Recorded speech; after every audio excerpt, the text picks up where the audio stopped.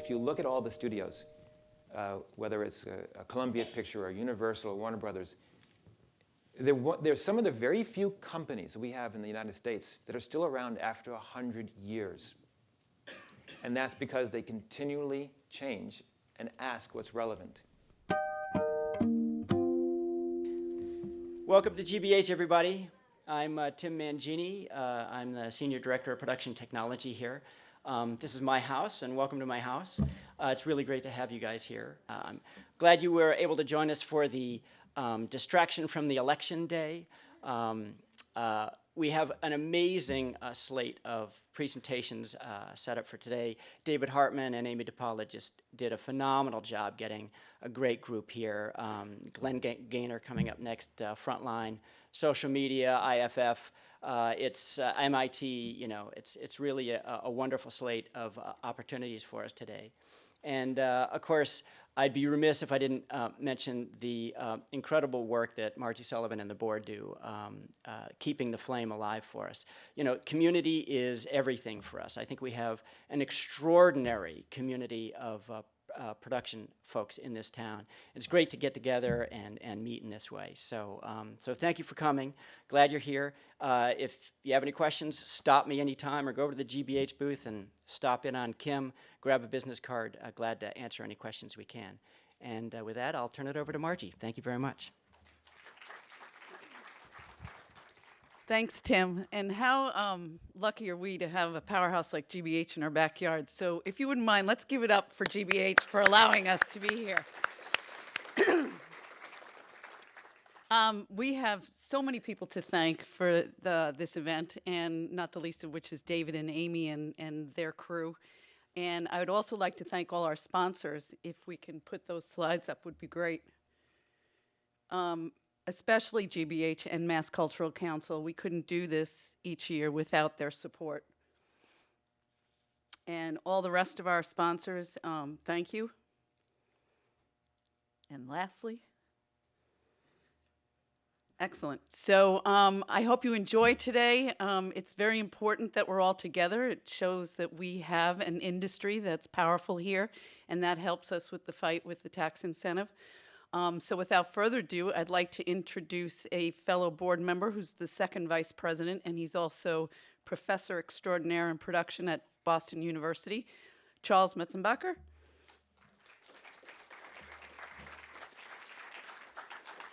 Hello, hello. Okay, the introductions are almost at an end. Welcome, everybody. We have no better way to set up our speaker here than a very nice piece that the Academy of Motion Picture Arts and Sciences put together on Glenn Gainor. So I'm going to get out of the way and let you all find out a little bit about him. Thank you.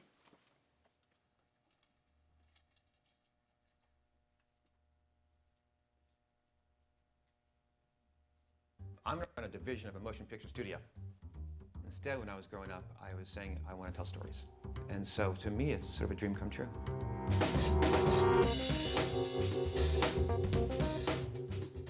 I'm Glenn Gainor, and I'm president of physical production for Screen Gems, a division of Sony Pictures. What I do is figure out how to make the film. When I get the screenplay, you read it, you enjoy it, and then you've got to get right into figuring out how you would produce the movie, where you would produce the movie, the kinds of crew members that would be applicable and appropriate for that kind of movie. We are on the Sony lot. This is about 43 acres. It's a third factory. It's a third executives, and it's a third rented out spaces. For over 100 years, we've told some great stories here. If I need inspiration, I don't have to look any farther. These are the backlot stages. This is where the magic happens. Now, you use each stage differently. Like stage 30 is one of the tallest stages in the world.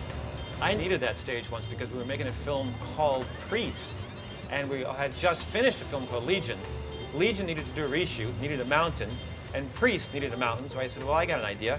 Let's make the same mountain for both films. And so we went to stage 30. We literally built a mountain, shot there. It was fantastic. I've been at Screen Gems for a better part of a decade now. We've made a lot of films together.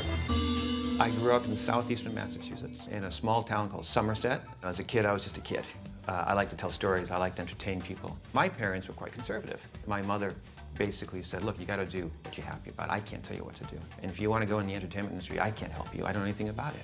When I did talk to my father about that, he did say, what do you think you are, Steven Spielberg? The idea of Hollywood was really foreign.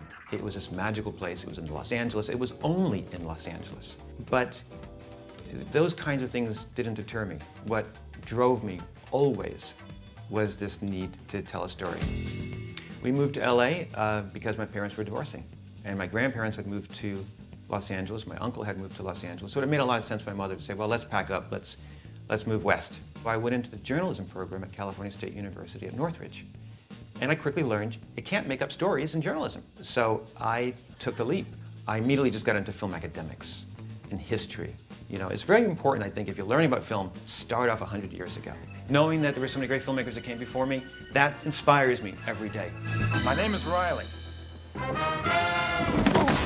The final film I made under the umbrella of Cal State Northridge was my 30-minute pilot called Rough Cut Riley. Not knowing how to produce a film, but having the instinct as to how to produce a film, I took a lot of meetings. By the time I put the whole thing together, I remember stepping on set. It was at the Van Nuys Airport, and I looked around and I said, what's that? I said, that's your grip truck. I said, that's huge.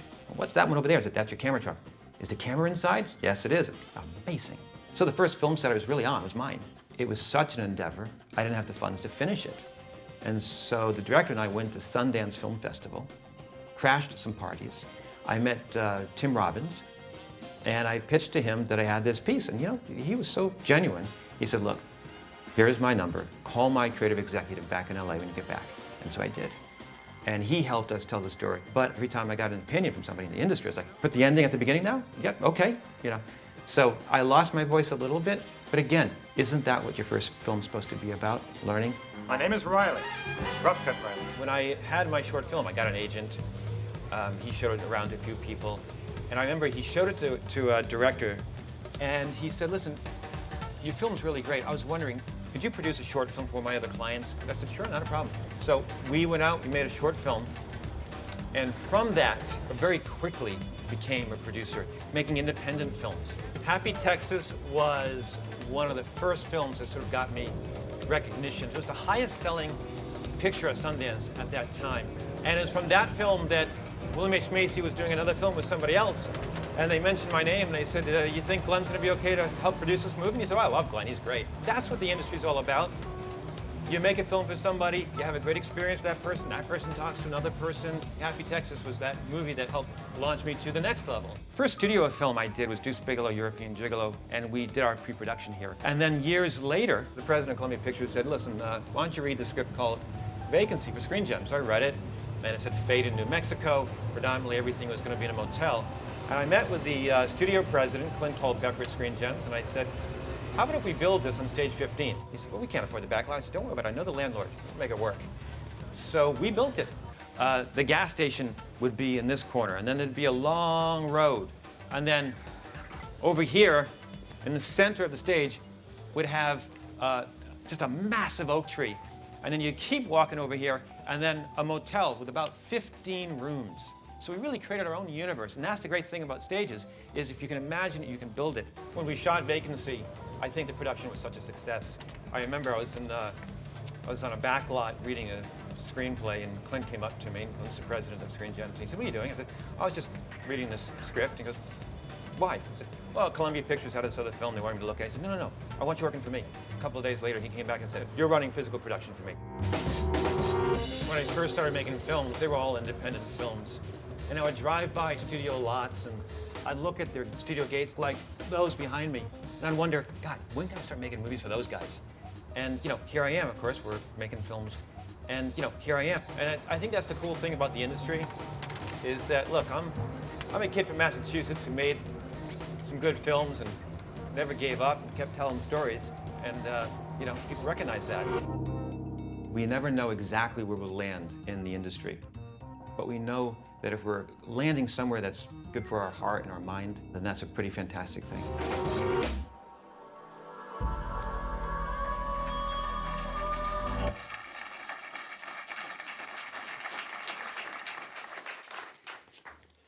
So, I'm very excited to have Glenn Gainor here with us today, so I'll get out of the way and let him make some remarks, and then we'll have a conversation, and we'll also leave some time for your questions. So please join me in welcoming the president of physical production for Screen Gems, Glenn Gainor. Thank you. Thank you. I think my kids believe that all I do is drive a golf cart for a living. They saw that. So, for those of you who love cinema and storytelling, but are faced with the daunting reality that cinema is expensive, I'm here to tell you that change is afoot. Yeah, cinema is expensive and blockbusters are going to remain to be very costly. But there's so much that goes into making a movie that the notion of costs can't be avoided. Now think about it. If you're a family of four and you're going on vacation, you've got to be faced with airline tickets and accommodations and so forth and so on. Now, imagine doing that for dozens of motion picture professionals, and they don't stay at a Holiday Inn. So a typical studio movie shooting outside of Los Angeles, which is the norm today, will spend hundreds of thousands of dollars, sometimes millions of dollars in what we call travel and living. So today I want to talk about the changing marketplace in the film industry, the decentralization of Hollywood, and the fact that Hollywood productions happen anywhere, and the cultural relevancy that matters when we produce a film. So, but first, let me tell you just a little bit about the company that brought me here to WGBH. As you saw in my introduction, I am in charge of physical production for Screen Gems, a division of Sony Pictures Entertainment. And every day, I show up to my office in Culver City or a Scout in Mumbai to do one thing: think about how to tell a story and how to churn that story into a movie. That's it. I'm charged with making the film, figuring out the lights, the crew, the cameras, so that when my studio president greenlights a movie, it can be the best movie it can be. So that's why I'm actually in Boston, is I'm going to make a movie in my home state, and I'm very excited about that. And that's partly because of the incentive, because of the union representatives who have welcomed me here, and just a great crew base that we have in the state as well.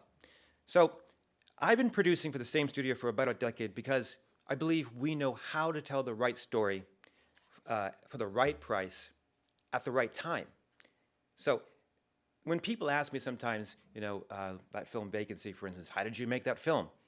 My answer is typically, well, we made it the right way then, but things keep changing. Today, the democratization of storytelling has changed how we consume entertainment and therefore how we have to make entertainment. People can turn to YouTube today to see normal people sort of act out their inhibitions. We're no longer relying on movie stars to act out those inhibitions for us. Today we have PewDiePie from Sweden, who has millions of followers, who people just watch him play video games, and channels such as Smosh, which puts up sketches on YouTube and has 22 million followers. But they're not spending millions of dollars in travel and living. Luckily for me, there's still a need to go out and go to the cinema. It's still cool, because there's a cinematic experience that is bigger than just a sketch. Movies are immersive. Movies take you places and captivate your imagination. Movies bring out your emotions so that you can root for somebody on the screen.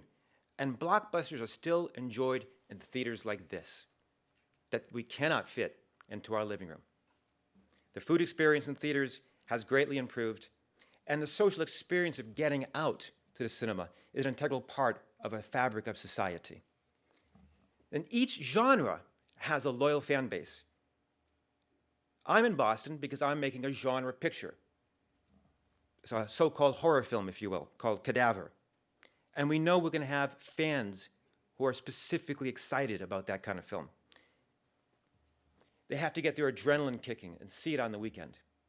It's something that's very powerful that brings people to certain genres, particularly, a horror genre. Because if you think about it, horror genres aren't aspirational. We oftentimes think of beautiful scenery, the beach, and a great day relaxing with the family. Then add a shark to it, and you have a horror film.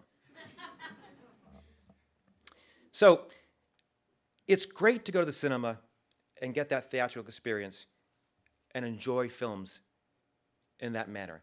But many pundits wanted to cry the death of cinema because video on demand and streaming services are changing the way we get content. People just want things quicker. It's like the New York Times. They had to figure out that it wasn't up to them as to how you got their content, so they changed. You can get it online, you can get it with a paper, and so forth and so on. In other words, we still support the newspaper industry. We just read their content in a different way. We still love to travel, but we rarely use travel agents. We still love to read, but maybe not on parchment with ink. We want the same things we've always wanted. We just want more choices. And even the traditional phone companies are getting into the entertainment industry, and they're going to help shape how we get content, whether it's streamed to the theater or streamed to a device. There's just a lot of competition. That's why we must continue to explore the kinds of stories we want to tell and how people want to see them. In fact, I know I'm on the right path if I have a little bit of butterflies in my stomach, because we don't grow when we don't change. I keep my curious quotient high and turn inspiration into action. Why? Because I want to get our stories told.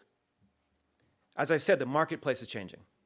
The marketplace does not allow me to make movies at a cost of which I used to make them for. The Vacancy, which was referenced a little while ago, was a film I made for $19 million. Today, I'd have to make it for $5 million. You factor in inflation, wages, and everything else that's gone up, and that same exact script will not command the business that it used to in the box office as when it did when we made that film about 10 years ago. There was a time when the marketplace was shifting so fast that by the time we greenlit a film, the value of the film was already different by the time we got into production. Theatrical box office was down, home entertainment was shifting from disc to digital and so on, and there was more competition for entertainment. But stories still need to be told. And guess what? I'm not going to give up on that. Rather than abandon the story, we figure out how to make it differently.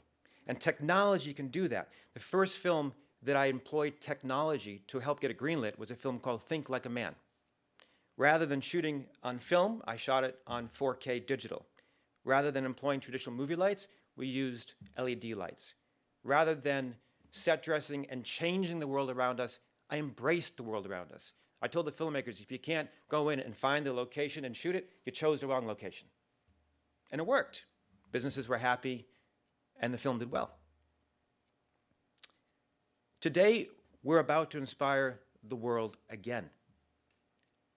This time, the movie that we're shooting here in Boston and at New England studios is called Cadaver, and it will be shot on the Sony a7S Mark II. And it's going to be combined with Hawk anamorphic lenses that are usually reserved for films like Star Wars and directors like Steven Spielberg. We're going to build amazing sets at New England studios using a revolutionary construction technique from Imagispace. This kind of forward thinking has allowed this movie to happen.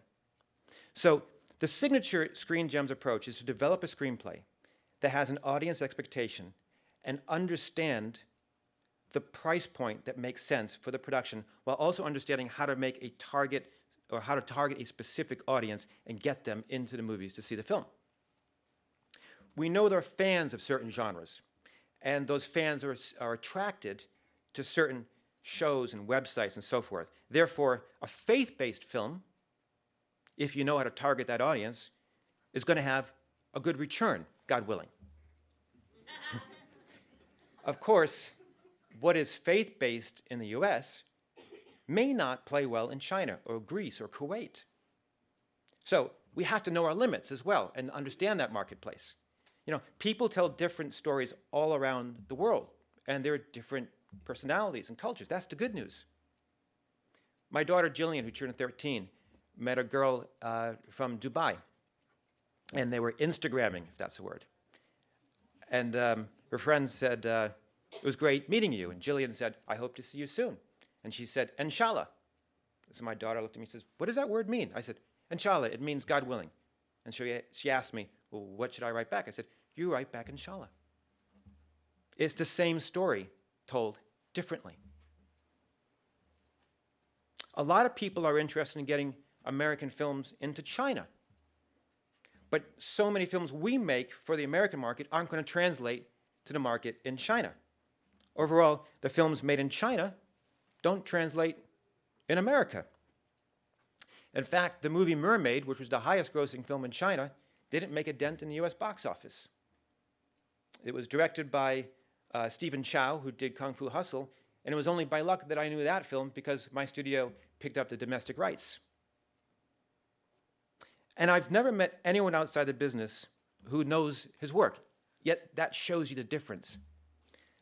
I tell these stories to reinforce global differences in a world that shares a global market. It's not to say that our films aren't doing well overseas. They're doing better than ever. Our films typically the films that I make, in fact, play very well overseas, but also here in the United States. The globe overall sees more American films, in fact, than probably just about anybody outside of Bollywood. And yet I still can't get my kids to watch a Bollywood film. By the second musical number, they're out.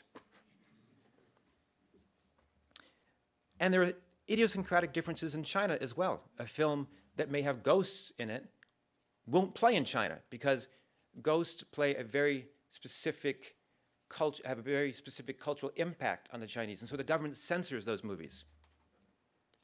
So we look at our films and we try to figure out where they would play, why they would play in each market, and so forth and so on. And there's an even more important reason to understand global marketplace, and that's because we can no longer depend on the American marketplace alone. Americans have so many ways to utilize their time. American consumers have turned their attention to different forms of narrow-focused entertainment, such as social media, where one person commands the attention of a few friends. So many people don't buy discs anymore, but rather rent digitally at a fraction of a cost. The global marketplace is more important to us because we can't count on the American marketplace to break even or eke out a profit. So we changed how we make our movies because we have the whole world to choose from, and we need to know for whom we're making them for. In today's market, you can't separate the two. But let's be clear, it's still okay to make an American film for Americans, and it's still okay to make a niche film for a niche segment of the American population. I think we've done very well with films like Think Like a Man and The Perfect Guy that play very well here domestically, for instance, but may not travel overseas. The point is to get your story told and get it produced. And that's what we're going to do on Monday. We're going to start physical production on Cadaver in Boston. So let me tell you about that story. It's set in Boston at a hospital. It takes place predominantly in a morgue. It's a movie that should be produced on a budget, but it's a movie that I believe is going to be embraced around the world because it has certain visceral elements that so many of us can relate to. And here's something that I'm sort of proud of. The script was developed in Los Angeles. It's shooting in Boston and Devon's at New England Studios. The cameras are from Japan.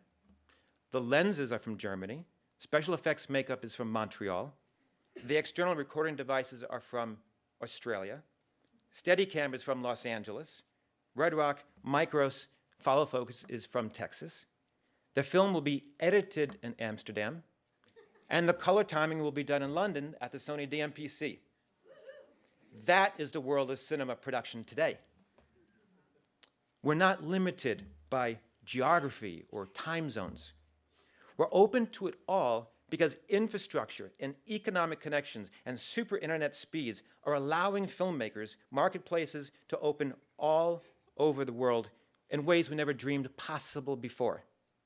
And so while filming is physically made somewhere, it is made with technology produced from around the world, taking advantage of digital superhighways, added value from global competence and reputation. Cadaver is a global production shot in Massachusetts.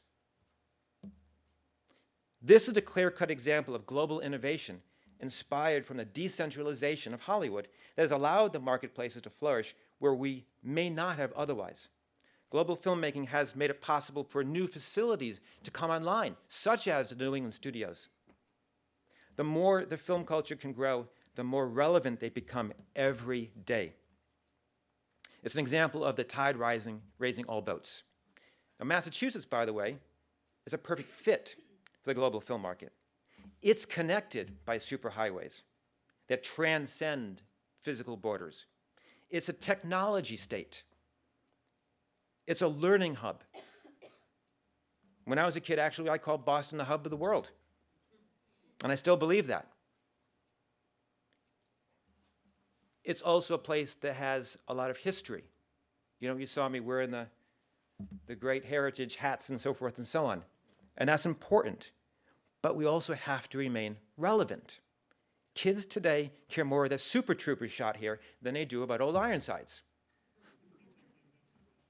Cities and states such as the one we're in need to stay current, and the world is changing, and so must we.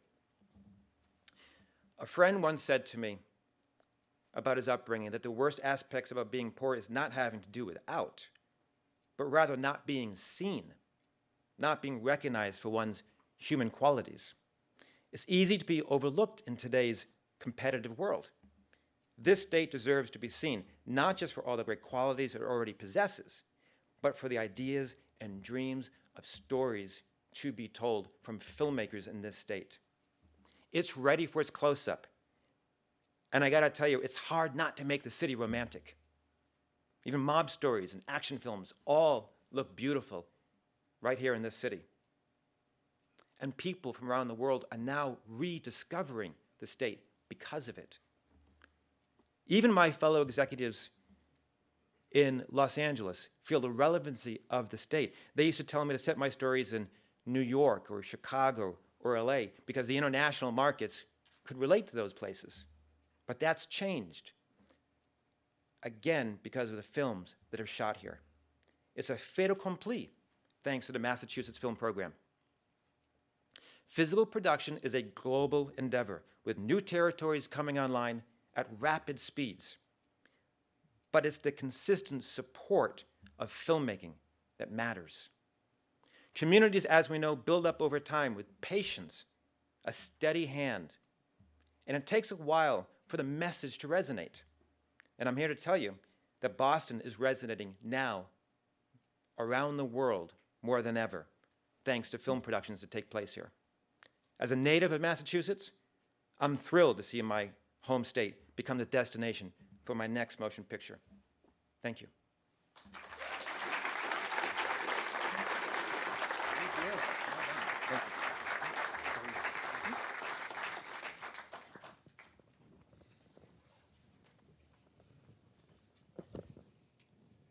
I have no questions. No. No, that's it.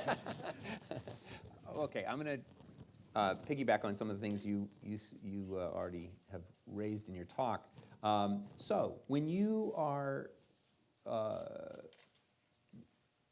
where does a Screen Gems project start for you? Does it start with a script coming over the transom, or does it start with agents calling you, managers calling you, and packaging something? Is there a simple answer to that, or is it all of the above? It starts with a message we send out to the community, and that is typically through the agents who represent the writers and so forth and so on, to say, we're looking for this kind of film at this particular time. So you'll specifically say, we're looking for, would it be a genre specification, or even something more specific than that? It can be a genre, absolutely. We're making Cadaver because we came out with a new mission statement saying that we also want to now get back into that kind of genre filmmaking, which was our staple for quite some time.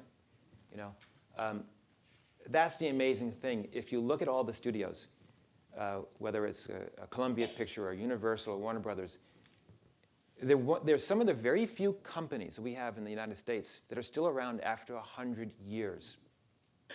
And that's because they continually change and ask what's relevant. And so even our little division, we have to keep saying, okay, what do we need to tell today that we can feel can penetrate the marketplace that we're now presiding in? What kind of film should we make, and so forth and so on. So maybe it's worth saying, because some of us who are old enough can remember going to the movies in the 60s and 70s and seeing the Screen Gems logo. It's certainly been around for a long time. Yeah. how far does it go back? When was it, the 50s or? Yeah, Screen Gems started as a commercial, I believe, making short films, animated films. Oh, really? It was resurrected, I think, in the 60s as a TV division. Screen Gems, I believe, brought the Three Stooges to people's homes as a Yeah, and if you go on the Screen as a Gems distributor. site, there's sort of like the legacy is spelled out there in lots of great posters from the past. Yeah. But then we get to your era, the modern era, the contemporary era. If I looked up Glenn's credits, they're longer than my arm in terms of things you've produced. So as for the last decade or so here, it's in your role as the president of physical production at Screen Gems, I'm looking at all these titles. They seem to fall. There are some horror titles, but there's also comedies. You mentioned Think Like a Man. Yeah. That's a comedy that was based on a best-selling book. Yeah. Would you say that is it sort of comedy and horror, or are there other genres that I'm missing? No, comedy, definitely. We love comedy. We love making films like Think Like a Man. It's funny, I'll tell you a story. Clint Culpepper, who's the president of Screen Gems, was at a convention in Las Vegas, and he saw a woman in the elevator, and she had the book. And he said, "Do you like that book?" And she said, "Yeah." He said, "I just bought that book for $1 million." She said, "Really?" "I paid 10." She got the better deal, I guess. Yeah, right. So you've but- made buddy comedies, I don't know, sort of more bromance and romance, and then also things on the completely other side of the ledger, the sort of horror genres and things like that. Yeah. But most of it is, would you say that it's fair to say that Screen Gems products are going to be genre-based? We're definitely going to make some genre-based films. And we're going to continue to make films for the domestic market. We're going to continue to make films for the global market. Films like Underworld and Resident Evil play well globally. And we have some films that we're developing that are also for that market. But studios are all broken up, not all of them. Some of them are broken up in divisions, where you've got the Columbia Pictures making the tentpoles, TriStar perhaps making more adult fare pictures, provocative films like Billy Lynn's Halftime Walk, and Screen Gems making more sort of targeted genre pictures, as they say. It's hard to say this is what we do all the time because we want to evolve. But right now, we're going to try to tell some stories in the horror genre and also in films that are targeted for our domestic audiences. Now, you did touch on, to that point, you did touch on this in your remarks that a film like Think Like a Man might have a larger domestic play than it would internationally, perhaps. Yeah. But then, say, the horror genre travels pretty well. It's the language of gore sort of speaks in all languages. Yeah. So I don't know if there's a simple answer to this. Is there an equation, roughly speaking, for, well, let's just to make it simpler. Let's say for a horror, let's say for Cadaver. Sure. Do you have I would assume you have a business plan that says we expect that X amount is going to come from international and X amount is going to come from domestic. Is that fair to say? And Yeah, what's that balance? I'm just curious where we're at now. What's that balance? Because it used to be, the U.S. box office was still the thing that drove pretty much all budgets. Right, But that that's has not really changed. true, right? Today, the U.S. market is just a market. That's the amazing thing. I mean, a lot of the films are actually opening up overseas before they come to the United States.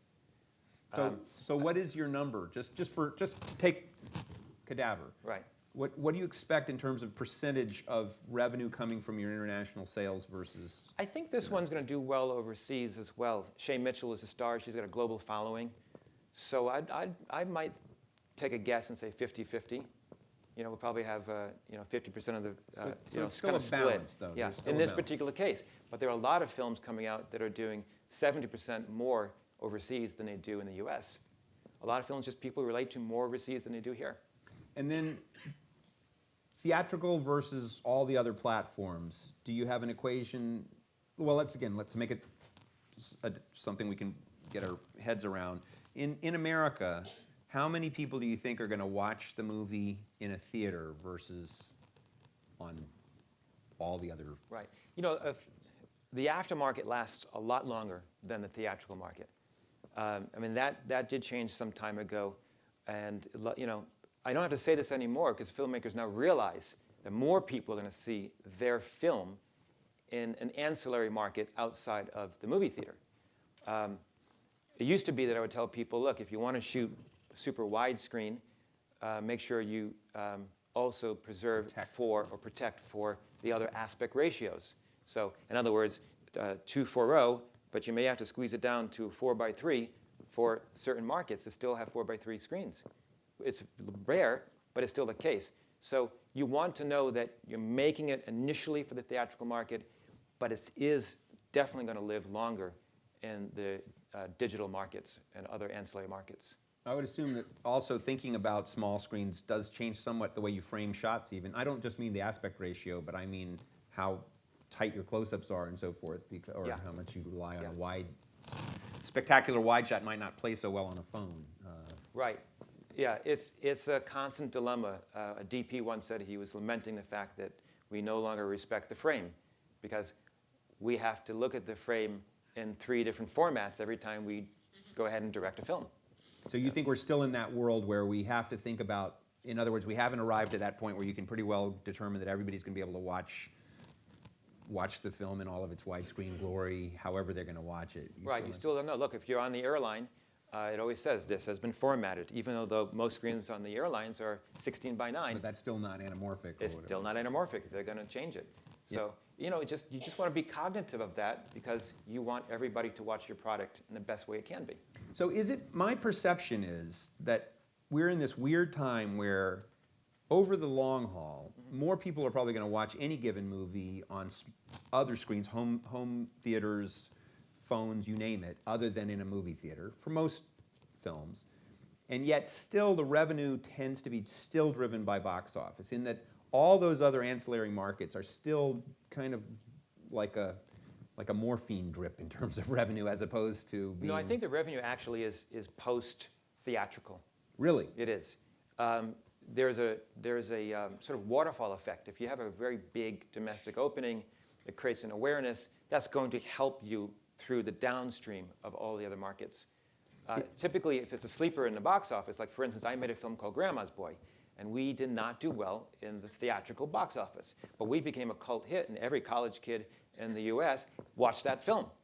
So, I made it for the movie theaters, but it lived on then DVD. But are we still in a world where the first weekend gross and the review in the New York Times is going to guarantee that downstream revenue, or is that less the case these days? No, I think it always helps. It creates that awareness.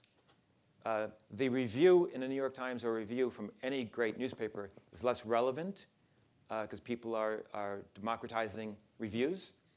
So, but I feel like the kinds of movies that Screen Gems makes is a perfect place to talk about that because, you correct me if I'm wrong, but I'd be willing to bet that people are paying more attention to what someone says about it on Facebook or puts on their IMDb rating than whatever Stephen Holden says in the New York Times. Yeah, that's correct.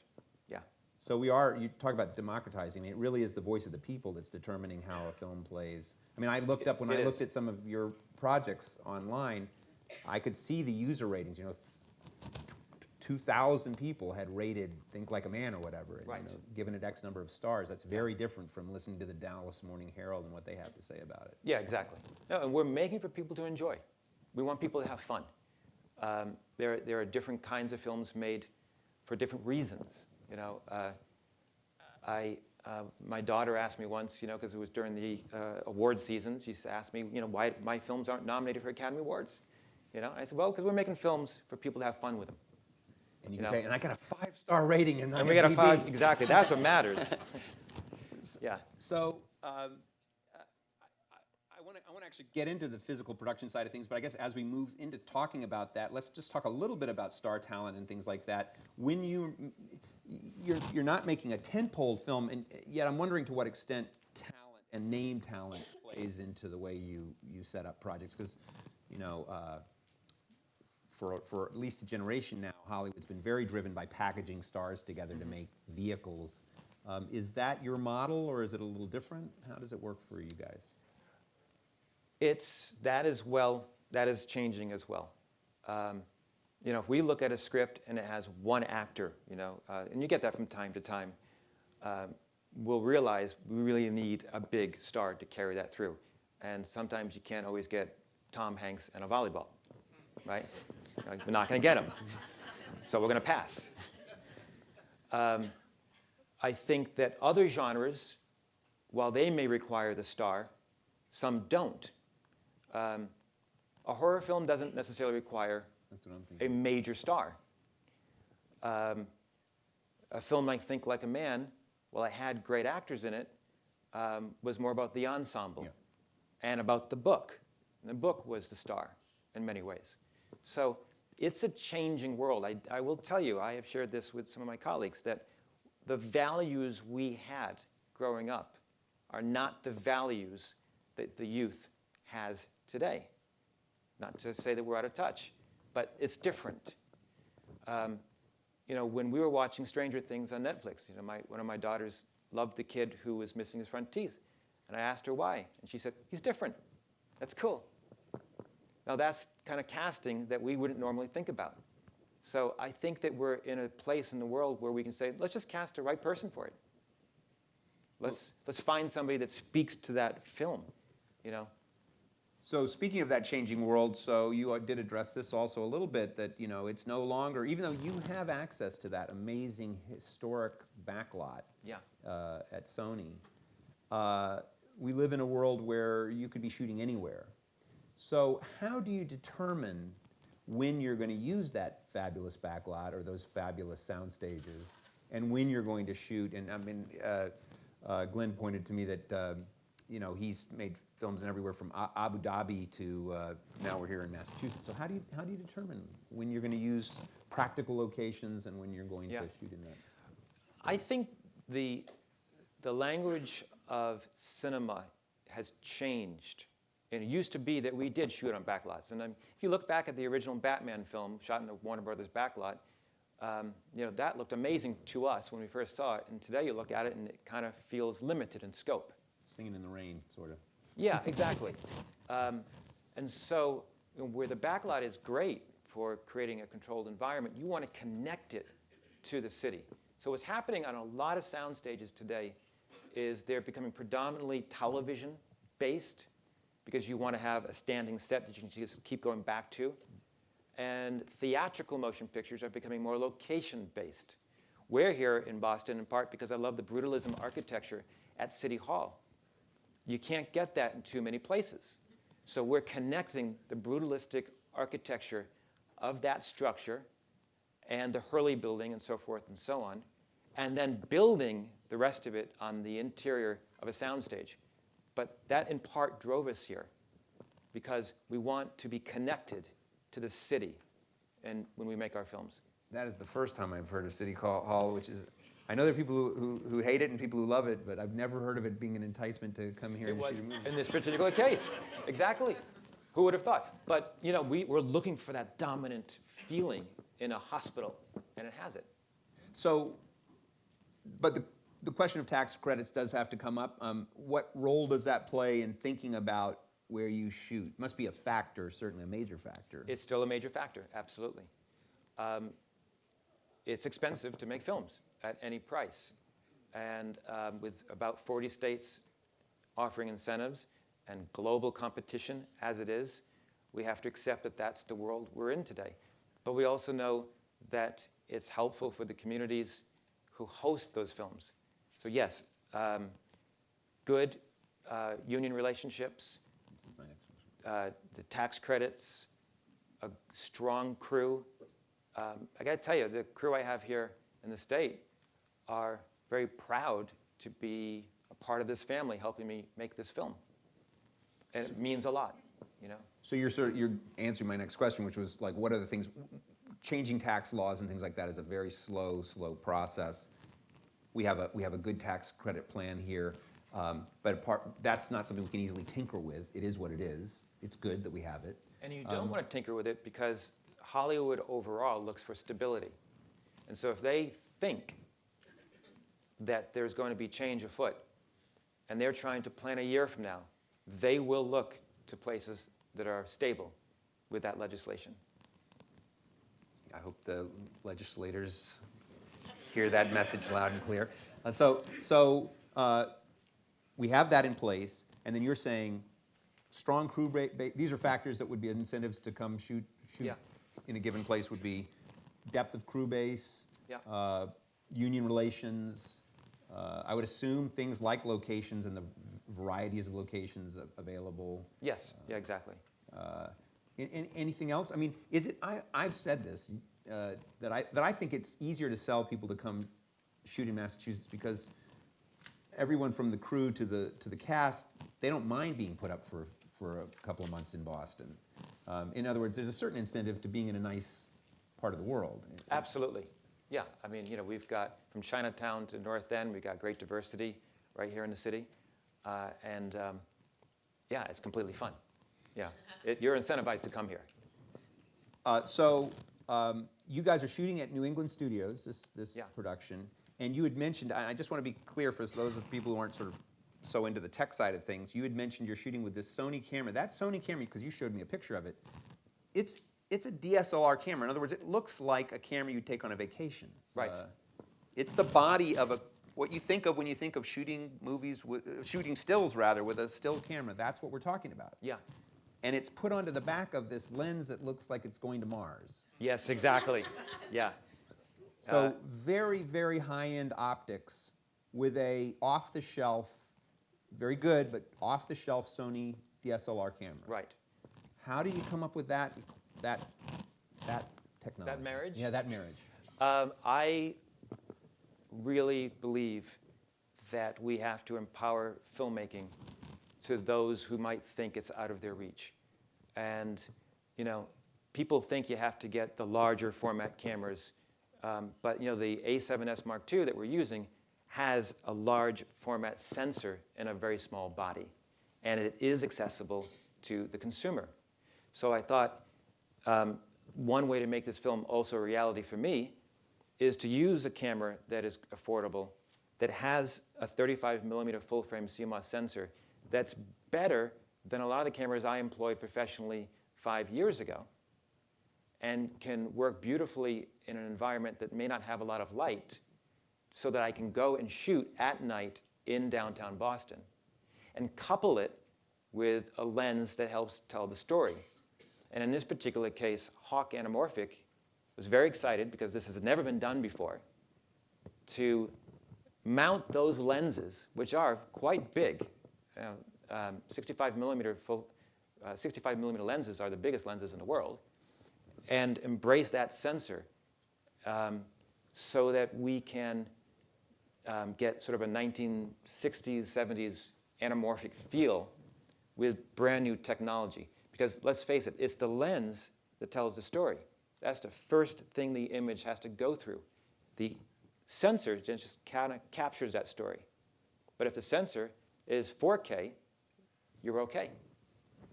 So you can shoot, it's a very sensitive sensor, can shoot in low light, Yeah. which means you can, as you mentioned, so you can now shoot in the streets without bringing in the Musco light. Yeah.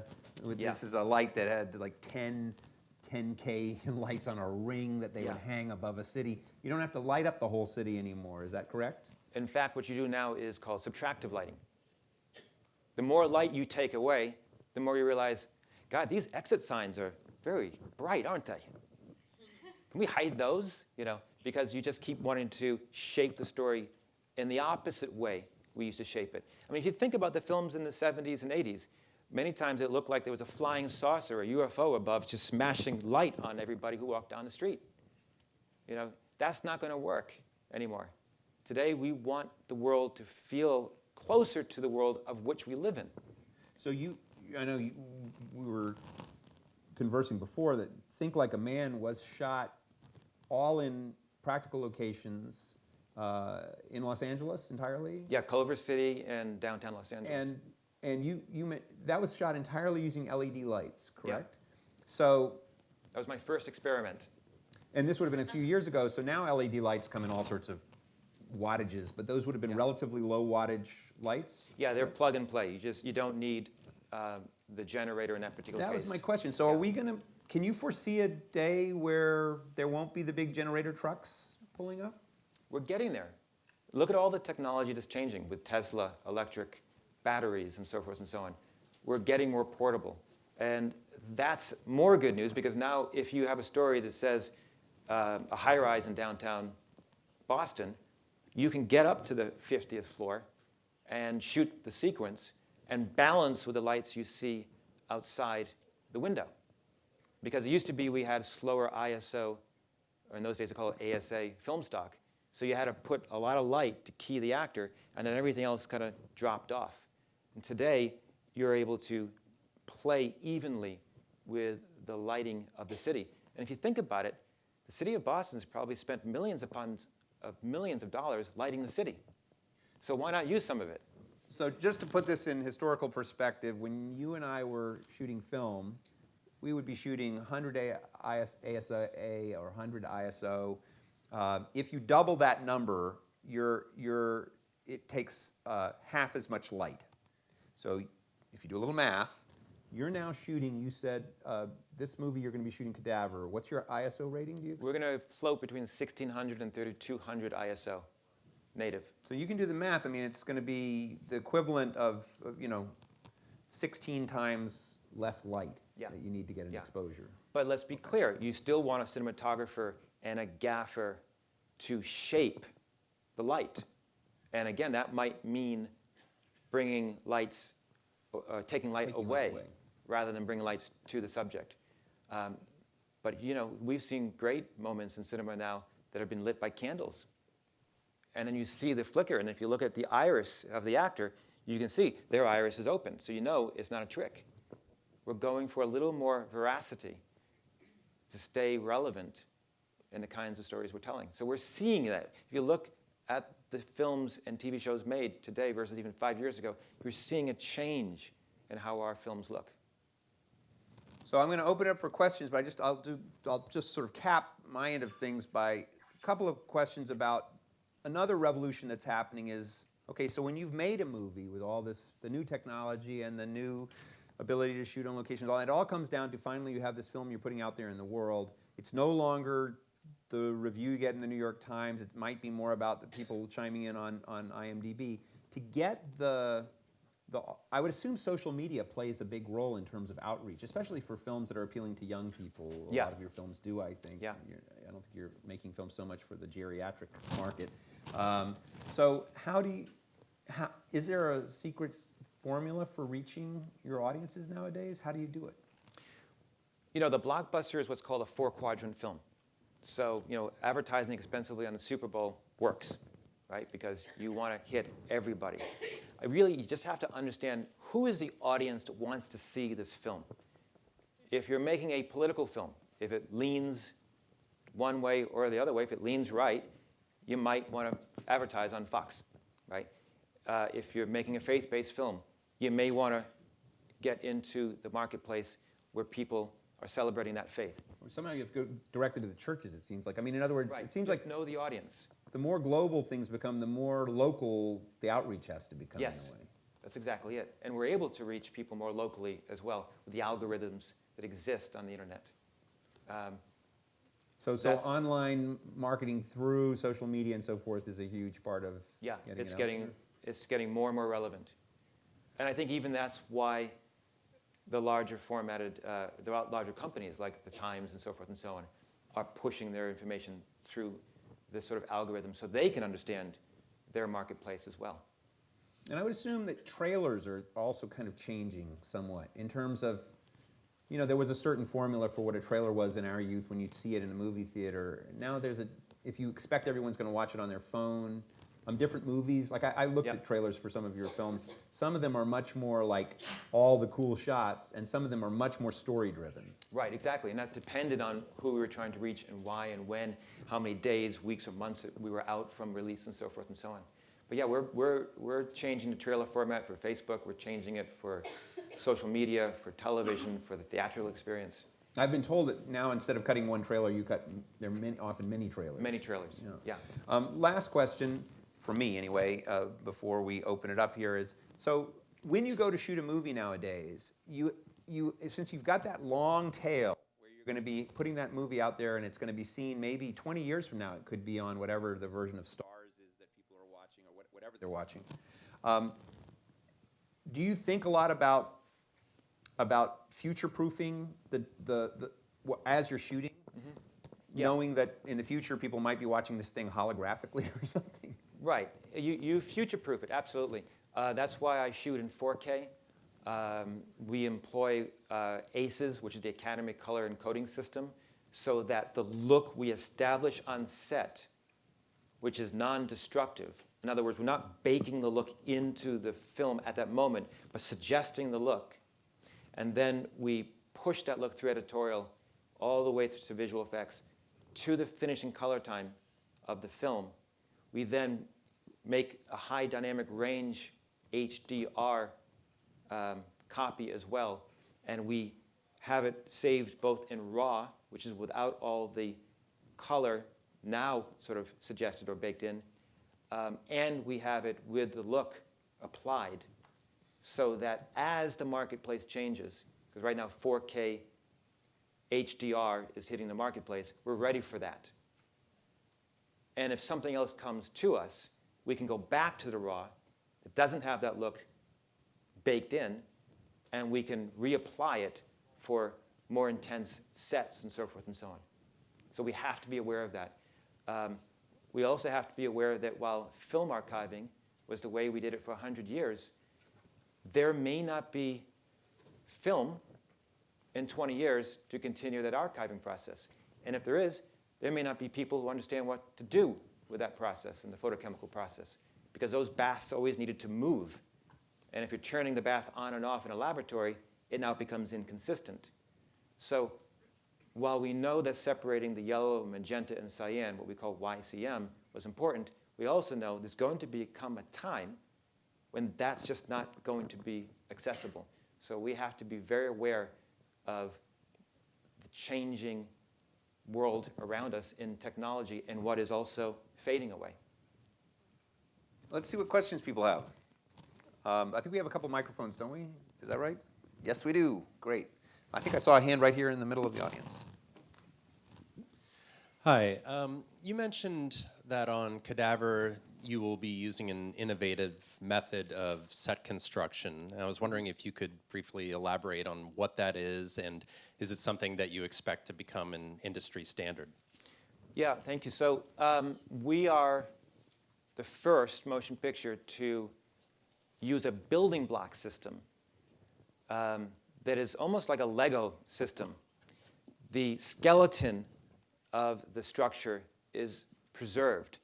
So we build up block by block, and then we, know that we're being more environmentally friendly because we're not throwing away all the lumber and so forth and so on. It's not landfill. It gets used again.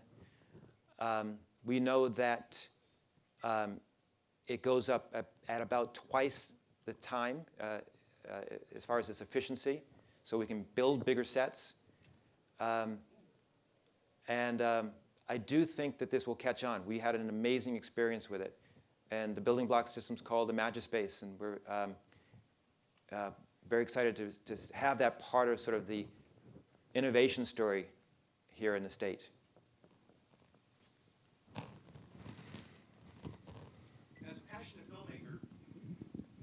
As a passionate filmmaker or storyteller, and someone who keeps up with innovation, how do you see yourself dancing in the world of VR?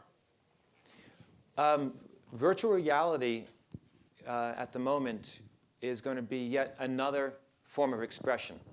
So when I go ahead and produce a film, I also want to know what sets can become a VR experience for the film. And I believe what we're going to do on Cadaver is put a VR experience in the morgue as an example.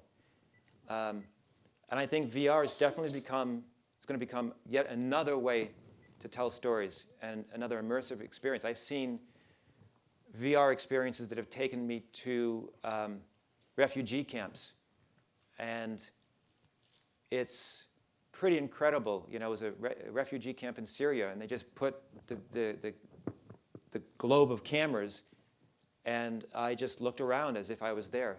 So it's pretty incredible, and it moved me in a way that cinema didn't move me. Do you think Yeah. that is VR going to be, in your world anyway, going to be an additional thing you're going to do in the same way that like video game spin-offs are based on movies often? Will it be like there'll be the VR version of Cadaver, or like some kind of immersive experience you can do as a kind of sidebar to the movie? Or do you foresee moving into a place where you'll be making VR movies? Both. Both. Yeah. You know, just like when film was new and we didn't quite yet understand the montage, you know, we were conservative in how many cuts we might have placed in the film and so forth and so on. VR is going to go through that same kind of growth. And I think the quicker we realize that there are no rules in how you even cut VR, that you can cut from this experience to another experience, people are going to get used to it. And we're going to see feature-length stories told in VR. We have a panel on VR coming up, and I think they'll be digging into that. But Yeah. that's also been my perception. I got to play around with some VR stuff for the first time last year, and my feeling was we can do cuts in VR just like you do in movies. Other questions? Yes, right in the middle. I'm really excited that you're here. I am a producer in Massachusetts, and I'm wondering, it's a little selfish question, with the success of the movie Bad Moms, it did $180,000 at the box office, if your company would be interested in something very similar, Little Sex and the City meets The Hangover. The script is actually in Hollywood right now. Some folks at Gersh have read it and they loved it. It's actually going to be shot here. So it's a two-part question. If, with the success of that movie, is that something you guys would be interested in? And where should I send it? Okay, well, confidentially, just between you and me. Yeah. No, our company is always interested in great stories. Do you ever do pickup deals, or is everything always generated from the start in Screen Gems? And I guess I should preface that, because I'm not making it clear. Yeah. Do you ever do pickup deals of completed productions? Yeah, that's called acquisition. Yes. Yeah. You do that? We also acquire films, yeah. It's direct production, negative pickup, and acquisition. A negative pickup might be something that maybe we don't own the copyright, but we want to, you know, release the film, so in any way we can help get So you that do story to all screen. three of those models. It's Yeah. not just that you're self-generating your own projects. Right. Okay. Other It's questions? about marketing as well, because people come to Screen Gems because we know how to market the film as well. Great. There's an opportunity. A door just opened for many of you. Yes. Sorry. Gotta try to project to the back of the room. I guess this is like a multi-part question. I'm trying to like make this into one thing, but I'll just let it be like a little ramble and then just make what you will of it, I guess. But do you feel like for actors, the work is going to decentralize at all? Because I've been here after most of my compatriots from my training went to New York and LA, and I came back to be with my family. And it's like, I've found a kind of way to make it work here, even though all my teachers were kind of like, that's insane, you know what I mean? And it kind of makes you wonder, like, you get more and more principal auditions in Boston, you're like, is that going to be a trend, or am I going to have to kind of move? And every time they want to take away the film tax credit, you're like, okay, like, is this going to be the year? And that, I guess, was question number one. And then number two is like, what do you think about social media and film? I feel like actors now are expected to have these like followings, but sometimes it takes away from the work. And you're like distracted by feeling like you have to like push out content for YouTube and stuff. And I feel like almost like, how do you find like a balance between trying to do that and also trying to like keep to the core of like what's important? Because I feel like you said some things that made it seem like from a filmmaker's perspective, you kind of have to like be on social media, but you don't want people to be so distracted by that they're not seeing films. So it's like, how do we find a middle ground? Those are Right. two totally unrelated questions. Yep. Well, the first part about being a part of a community here is that you are part of a great acting pool that is in Boston. If you weren't in Boston, maybe you were in another part of the country that didn't have an acting pool, I would give you a different answer. But you have great colleges, such as Emerson and so forth, and Boston University, where it's studied.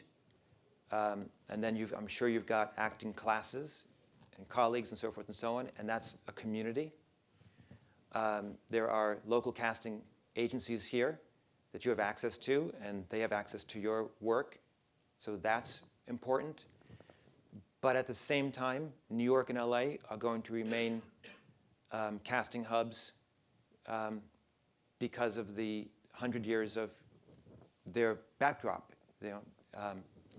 So you can do both. There's no question.